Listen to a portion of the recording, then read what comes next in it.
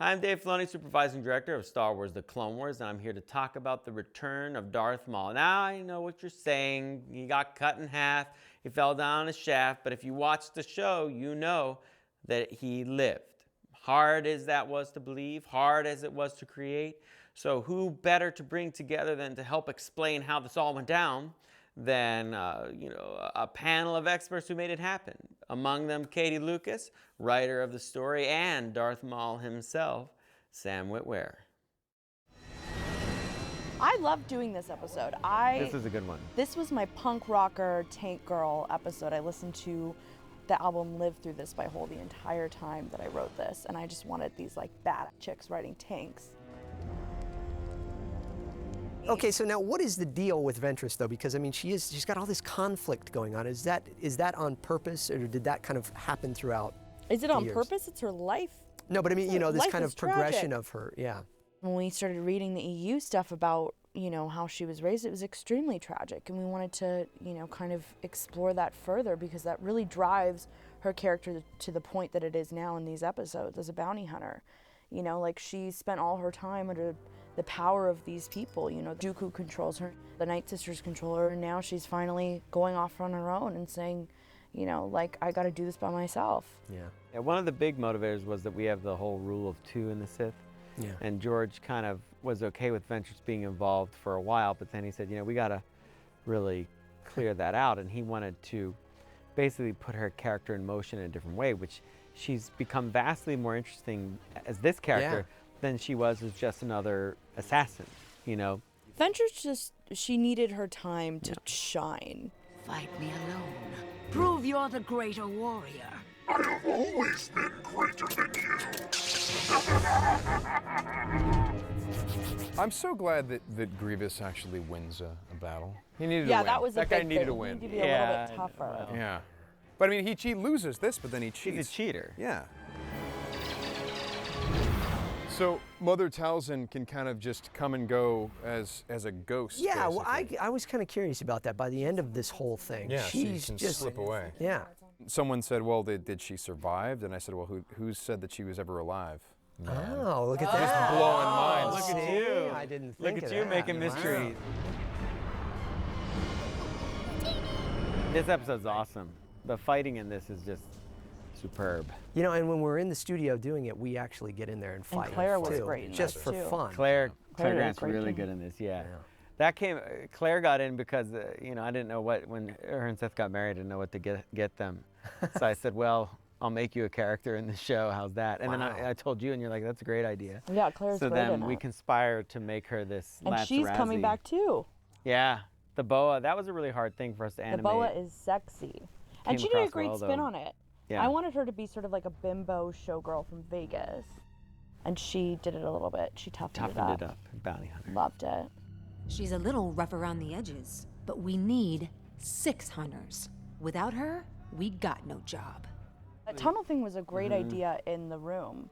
I mean, Yeah. I really complicated your life with that, but it was a stroke of genius on my part. What's that? The tunnels! The tunnels, To awesome. make I it was go gonna through these ask, big crystal tunnels. Where does that come from? I mean, is that just in your mind, or is that, Yeah, I just thought it would be really, because we were going through like what kind of planets to do. We've done every planet. Yeah. And so I was thinking we haven't done one where you're flying through like big crystal. Honestly, the movie The Core, Core. starring, I think Core. Hilary Swank was in it. Remember? They have to go in a spaceship to the core of the Earth. I thought you didn't watch a lot of sci-fi. I watch everything. Deep You Blue watch it. Sea is my jam. Deep Blue Sea. Sam Yeah, is Jackson great in it. gets Yeah. Do you remember that movie? one of the Yeah. best, deaths in a movie. The The shark just comes up and just takes him out. Mega shark. I'll check the cargo. Stay here. Right there. Kyle Dunleavy and his team set this shot up. What are you showing me? It's all one long shot. Look at this. It's one camera movie. Where else do you see this? Rope, Alfred mean- Hitchcock, 1939. Yeah. Obviously feature Hard film, boiled. Wanted. The opening of Yeah. the You player. know what you're mentioning? All good Tim movies. Robbins. Thank you. Tim Yeah. Robbins, Exactly my point. I do That like the end of the continuous shot shot, with yeah. the droid spinning around and shooting. Yeah, that's everyone. Heisinger, kinda yeah. fun. What's his story? Who is He's that a guy? robot who moves a lot. He's a around. moving robot. Spins He's around. very, He's very fun at parties. limber. He's great at Great at partying. Pilates. I would imagine Ventress does a lot of Pilates. Yeah, dude, are you kidding? yoga master. Look at that move right there. That move, that's a Force Unleashed move. Did you know that? Oh, that's is it? Force, That's, yeah. Force repulse. You don't know anything about Force Unleashed. Come on. No, I wouldn't. You.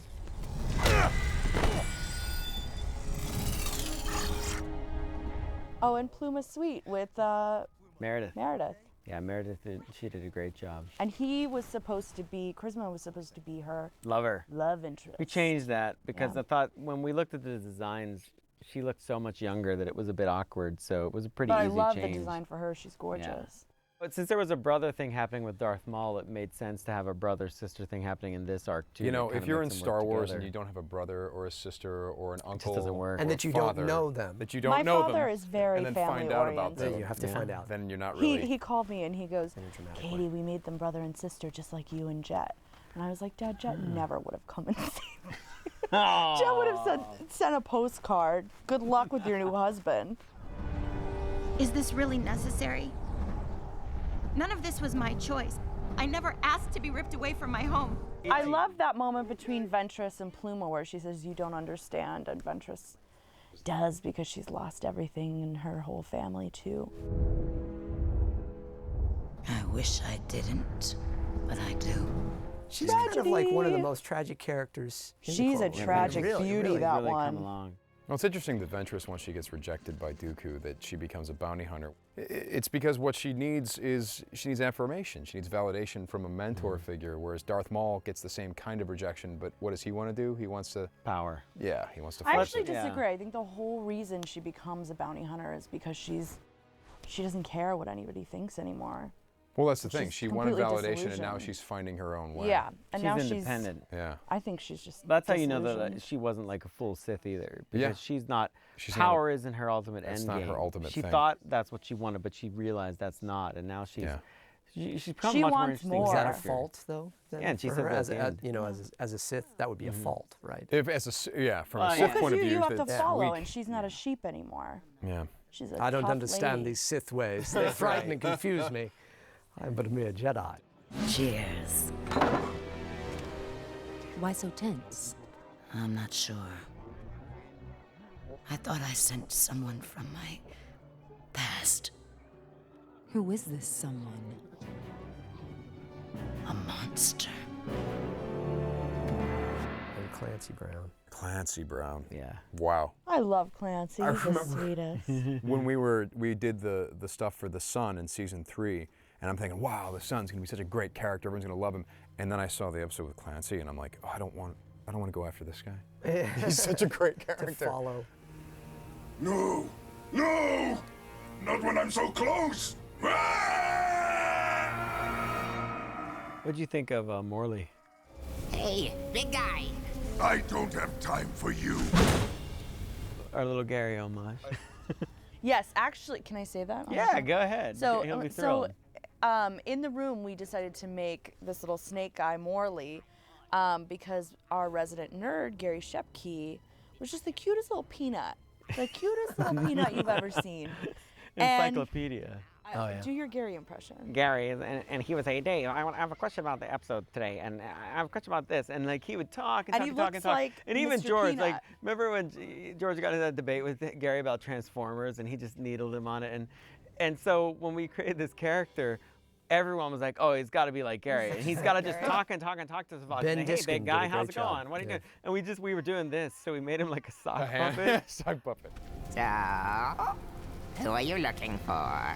There's a That's funny awesome. thing with Morley where Clancy was up at Big Rock, you know, just taking a tour with his son. Yeah. And we, you know, his son, he has a lot of comments about Clone Wars. He Oh, loves his son the knows show. everything. Yeah. His son is adorable. And he was talking and talking about it. And we went through the whole day, and he hadn't said anything too controversial because he loves to ask questions. And they're saying goodbye, and they get to the door of the editorial room where there's me, one of my episodic directors, Jason Tucker, the editor.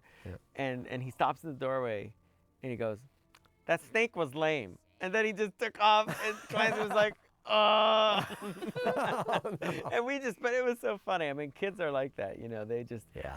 they're so honest with everything. But I like Morley. I think he's a necessary element. Yeah, I think he know. brings some levity to it, and Ben Diskin. Ben Diskin did, and he yeah. was hilarious. She's not the only one who betrayed you. You'll make a good offering, and when my master is finished with you, I get the leftovers.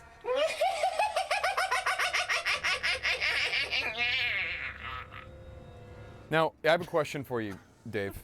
This animation for the Yes. Spider Maul, like Yes, that's Spider Maul. very Ray Harryhausen in terms of the way it moves, like stop motion. Yeah, I mean that Keith Kellogg, the animation supervisor, we worked on, giving it a lot of the semblance. We wanted to feel like the Force was holding it together, that his twisted mind is all that kept it together. If you look close, you can see little pieces floating. Yeah. That was about all we had the time and budget for. We originally had it where you would actually see through him. There were holes in it, and you got the feeling that it was just suspended trash. We didn't want something that looked like someone had worked on it and put it together. Yeah. Well, we wanted it to be an artifact of his kind of schizophrenia. In the original script, he was foraging, so he would bring people down and eat. He was eating animals, so there were carcasses everywhere, and he was using their parts to build his legs. But Sam, I'm so happy. Yeah. Your performance is amazing. Always remember I am fear. Always remember I am hunter. Always remember I am filth. Always remember I am nothing. It truly was one of those hairs on the back of your neck moments in watching this at home with, it's like, wow, this guy is back, but he's just insane. I don't ask for mercy, Master. Mercy is a lie, a delusion of the weak to think themselves strong. I love that he now has the spirit, which you brought to. It's intact. It's always going to be there. It's this feral animal that he's become now from being in isolation for so long. The way that I thought we were all approaching it is that this is what's inside him at all times. This is the heart of the Sith is madness and despair and exactly, upset.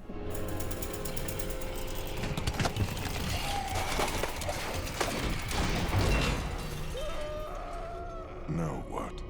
Now we begin. This idea with the cables shooting out and then the pieces flying of the battle droids and all that was from George? Well, yeah, how he made the legs in the original version, it was that they scavenged battle droids that were laying around after the battle. Right. And then I thought... Well, we actually, I hate to say this, I hate to bring it up, but we got those legs from the EU. Yeah, absolutely, we did. Yeah, I mean, we brought up an image of the chicken legs, and we thought, that's established, and when but we they were can give too a nod fine. to They were that- too good looking. They were too. Well, we wanted to witch him up a bit, and that was the big thing. Was that I thought the only way to really believe that he comes back is if you add this element of magic, and so it's a combination. Originally, we had this shot, and there were no cables or metal involved at all, and she formed it like she formed Savage's spear, just out of thin air. But then George said, he wanted more logic to it. So Joel did this great effect where you actually see the fusing of the metal and the magic. The burning. The burning. And it seems like it's painful too, which is what I like. Oh yeah, you're screaming. It's fantastic.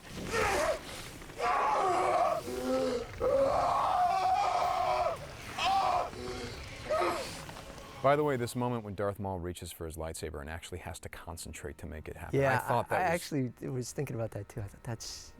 It's a great little really, touch. It's like he's not quite the same, and he's not quite as connected as he once was. And funny enough, this was something that someone said to me years ago. They said if they ever brought Darth Maul back, there should be a scene where he tries to use the Force, and it doesn't work the first time he tries. You must have your revenge, my brother.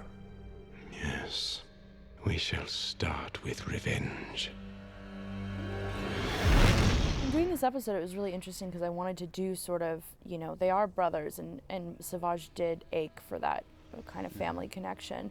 But it's also Pandora's box because I think he starts realizing what he's He gets in opened up. over his head. Yeah, he doesn't realize how evil his brother He really doesn't, is. and the ferocity in him is so overwhelming. And in the Night Sisters trilogy, you get that, Savage is this monster and he's the villain, and now you kind of see it. Oh, there's a bigger.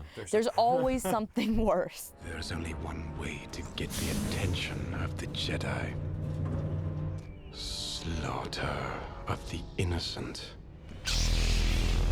Here's wait a Jace. second. You're gonna there's beat a him up. shockingly handsome man on the screen now. Oh, yes, hello. This looks incredible. Can you tell me where the nearest cafe is? We went for real hell. Yeah, and his devil eyes are imagery. just... Because the temp was amazing, but this is gorgeous. This is flawless. And Obi-Wan is so contrast. He's so different. Yeah. His eyes are just piercing blue at that point, and his skin is very light, you know, against the red and the darkness. Yeah, it's exactly. just, it's great. Yeah, it's and also his sense of humor is the same way against everything that the two brothers are giving you. Yeah. They're giving you dark, dark, dark, and Obi-Wan is trying to keep it light in the midst of. And I did try to, you know, when we did this stuff, I remember just like with the Mortis episode, where I tried to kind of revert a little to the Phantom Menace, Ewan McGregor voice, you know, the lighter, you know, younger kind of.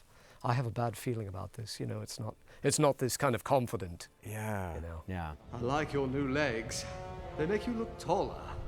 The question I keep getting from fans now too is about the anger that he showed in this. Yeah. You know, Well, he's angry the first time he kills him. Yeah. Well, he killed Qui-Gon Jinn. That was a. Well, he has every reason to be absolutely 100% pissed off. Yeah. Well, yes. Do you remember, James, that when we did the record here, when Darth Maul says Qui-Gon Jinn and talks about him, there was actually a line where you scream out, you know, you dare not speak his name. Or Oh yeah, yeah.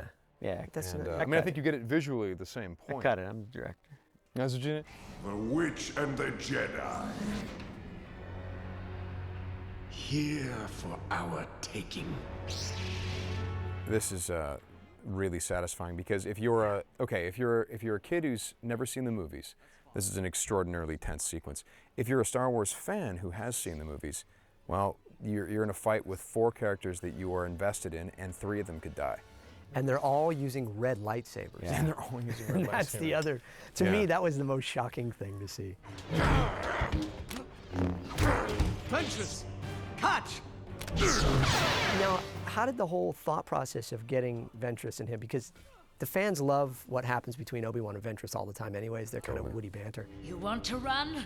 I learned from watching you. Funny. But then to put them together like this, was that I a think long we time just, coming? I think it was just, you know, it was always going to happen. logical, Yeah, it was just, And it was, they're such a great team.